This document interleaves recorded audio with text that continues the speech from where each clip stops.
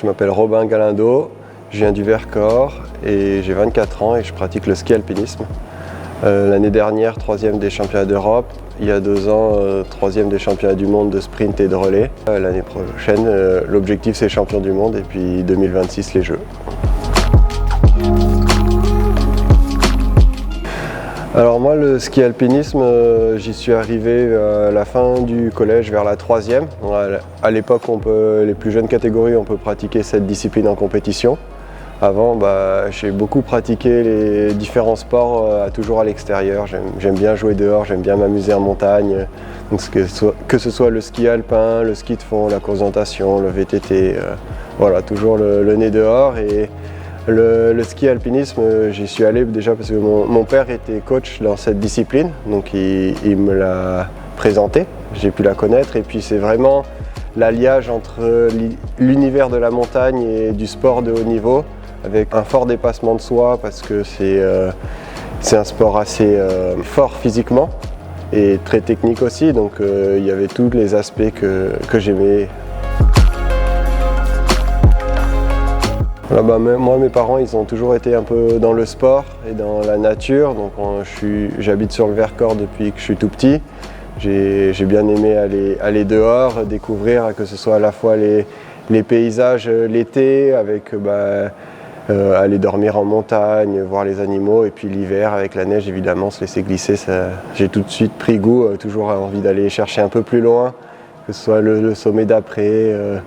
La pente un peu plus raide, aller jouer avec les copains, c'est vraiment un univers où je me sens bien, où je me sens libre et où j'ai envie de m'exprimer. Alors mon objectif un peu ultime en ski alpinisme, là c'est rentrer au programme des Jeux Olympiques pour 2026 avec les disciplines du sprint et du relais. Donc évidemment le but c'est de s'y sélectionner et d'y performer. Donc voilà le but ultime et évidemment ça c'est en 2026, donc dans 2 ans. Et l'objectif à plus court terme, notamment pour s'y sélectionner, c'est les championnats du monde l'année prochaine qui ont lieu début mars à Morgin, en Suisse. Alors j'en ai eu beaucoup des très bons souvenirs en ski alpinisme et même dans le sport en général. Je dirais que mon plus beau souvenir, c'est ma première médaille au championnat du monde du coup en sprint. C'était aussi ma première médaille internationale, j'étais encore en moins de 23 ans, ce qui m'a amené le titre de champion du monde et puis 3e place senior. Donc c'était vraiment un beau souvenir parce qu'il y a eu beaucoup de travail derrière, j'étais passé pas loin du podium plusieurs fois. Et là j'arrivais enfin à monter sur la plus haute marche en espoir et puis sur le podium senior, et puis je l'ai partagé aussi avec Thibaut. On était 2 Français sur le podium et c'était un très bon moment, 3 Français dans les 5 aussi. Voilà, ça a été un super moment de partage. Oh, ouais, les pires souvenirs, je m'en souviens pas, je retiens que le bon. Non, j'ai eu, je pense que dans une carrière où on va chercher un peu le haut niveau, même si chez les jeunes, j'ai pas forcément envie de parler de carrière.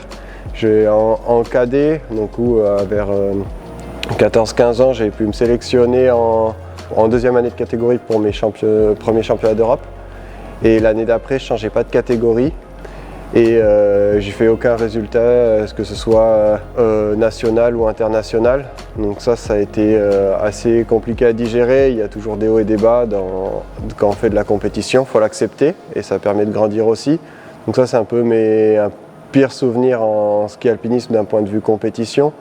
Après d'un point de vue un peu plus général dans la pratique, cet hiver il y a eu des très beaux avec mon première victoire en Coupe du Monde cette fois-ci et encore de beaux résultats. Mais aussi j'ai perdu 2 amis en montagne cet hiver. Et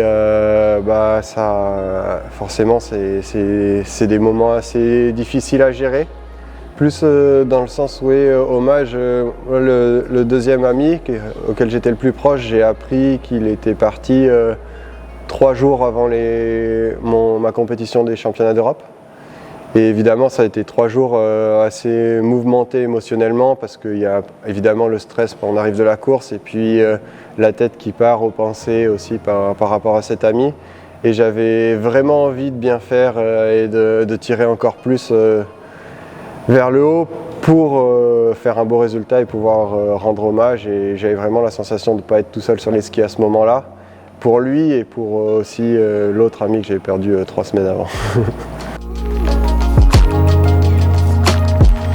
Une performance qui m'a un peu marqué, c'était il y a 3 ans au championnat de France. Voilà, j'étais en première année, moins de 23 ans, on court aussi avec les seniors, c'est mélangé.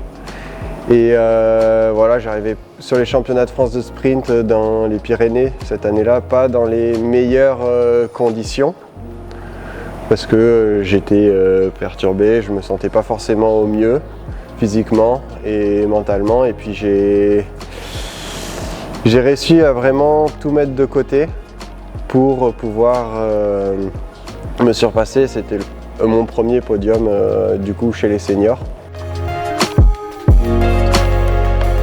C'est mon premier podium en Coupe du Monde en junior. Du coup, j'arrivais sur une course, c'était la fin de saison. Et je me sentais fort, je me sentais bien, mais c'était mes débuts internationaux et j'avais jamais réussi à aller chercher devant. Pour moi, ça me semblait comme un peu inatteignable, parce qu'on se fait toujours un monde, on idolâtre tous ceux qui gagnent, dans n'importe quelle catégorie.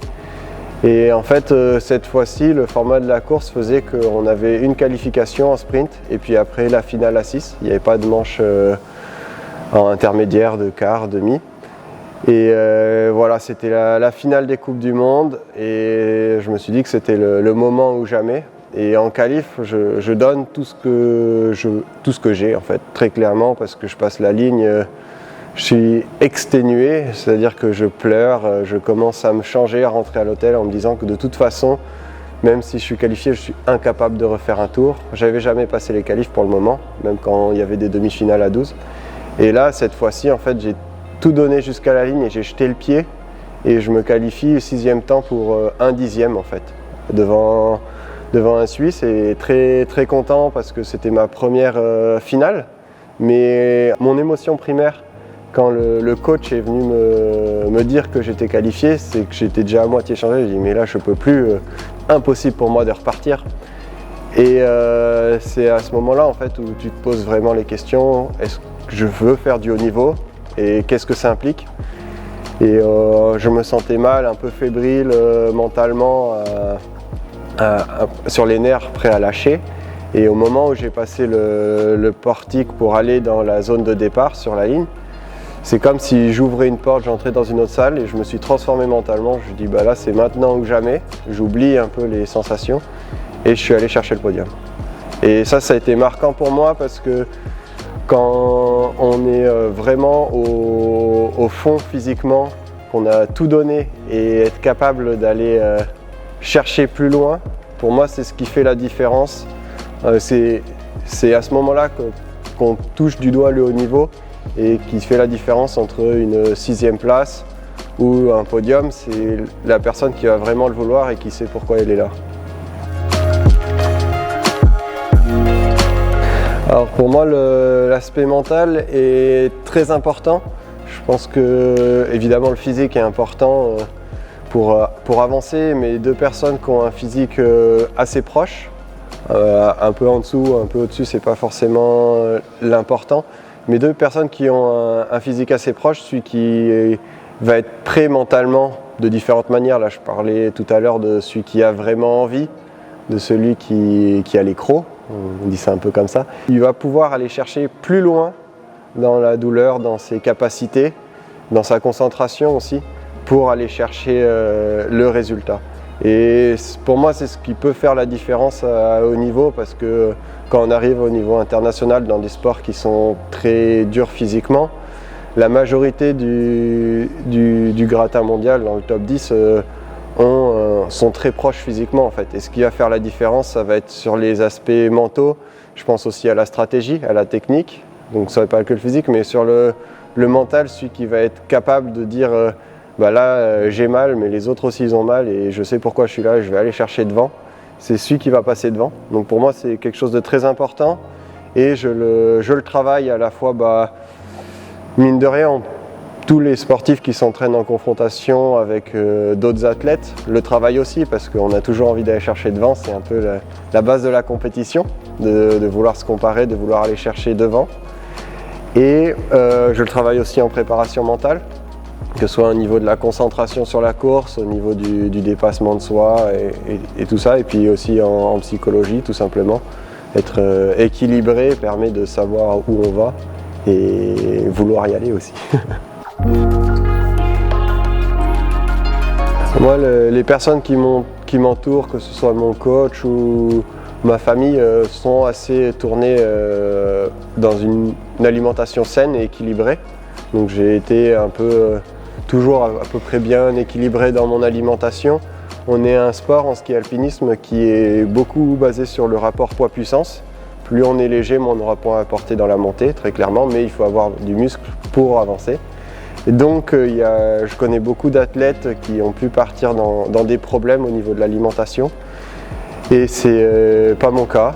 Moi j'aime bien manger, je m'en sors très bien avec ça et c'est assez équilibré.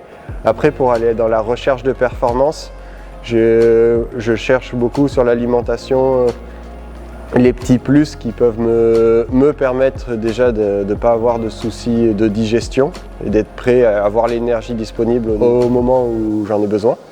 Donc ça c'est important pour moi au niveau nutritionnel d'être prêt et pas avoir de problème à ce niveau-là. Et pour aller chercher les optimisations qui peuvent me chercher encore plus loin, pas me limiter mais encore plus loin cette fois-ci, je mange équilibré, j'ai des compléments alimentaires aussi qui me permettent d'avoir les apports quand on s'entraîne à un assez gros volume, avoir une alimentation complète, c'est important pour moi. Alors moi, je pratique le sport en extérieur, en montagne. Du coup, je pense qu'il y a à la fois, comme je disais tout à l'heure, le ski alpinisme est à la liaison au milieu entre le sport de compétition et la montagne qui est un milieu où on est obligé d'être social et un peu soudé parce qu'on est face aux éléments, entre guillemets, et en haute montagne, on a tous déjà connu des soucis ou connu des personnes qui ont eu des soucis. Donc je pense qu'à ce niveau-là, on a un point de liaison, être un peu solidaire qui est important. J'aime bien croiser du monde dans la montagne, discuter un petit peu avec eux quand il y a le temps. C'est toujours très, très intéressant d'apprendre des autres. Après, j'aime bien partager ce que je fais. Moi, pour moi, les réseaux, c'est quelque chose où je ne suis pas forcément le plus présent, mais je fais du contenu qui me correspond. C'est-à-dire que si je trouve quelque chose de drôle, qui est en lien avec mon sport évidemment, ou je trouve quelque chose qui est dans mon univers, c'est-à-dire à la fois dans l'effort physique, oui, mais sans prise de tête. Si je peux rigoler en faisant des réels, en discutant sur ma pratique, la faire connaître par rapport à ça, sur cet aspect à la fois compétitif, oui, on est très sérieux, on va se donner, mais dans la bonne humeur, c'est ça qui m'importe beaucoup.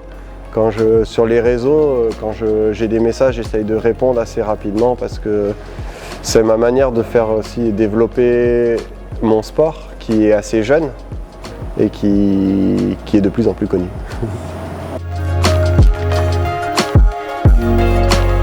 J'ai découvert Genesis, on m'a contacté pour rentrer dans ce projet. En fait, j'ai trouvé la plateforme et le projet très très intéressant dans un sens où ça met en valeur les sportifs qui, à mon sens, des fois ne sont pas reconnus à leur juste valeur dans la société, de par ce qu'ils apportent et leur implication dans la pratique de haut niveau.